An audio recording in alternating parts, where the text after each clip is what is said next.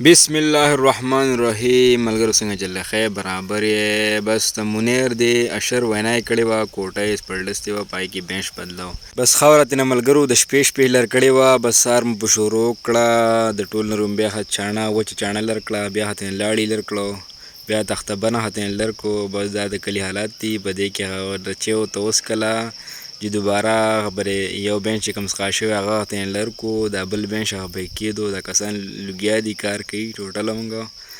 او بس دا هلکان مې مونږ پکې راوله، جودو مې پسې راوسته، دوباره پې لاړې ماړې او لرګي کېښوده، دوباره وچه چاڼه پې کېښوده. او دا حکیم صاحب لوګیا دی، کار کوي. بس شنه چاڼه پې هم کېښوده. او د هغې نه وروسته روټۍ ټایم و، بس روټۍ ښه ورته وخوړه.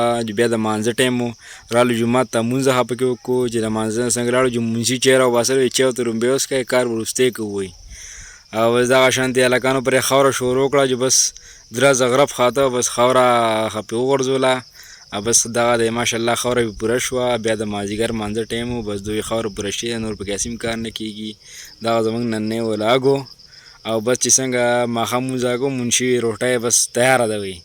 بس په اشر کې دا مزه چې اشر کې اخري ټایم کې دا روټۍ نه وي، دا شوروا چې لړ ډوډۍ پکې میده کې که نه، او له پاسې پې غوړي واچوئ او اخري پکې صحیح، اخري پکې ډېره مزه کوي. ګورئ ها، دا اشر دښکه روټۍ او دا ځانه د کلي جدا خوند دی. صحیح ده، د کلي رنګونه دښ کوي.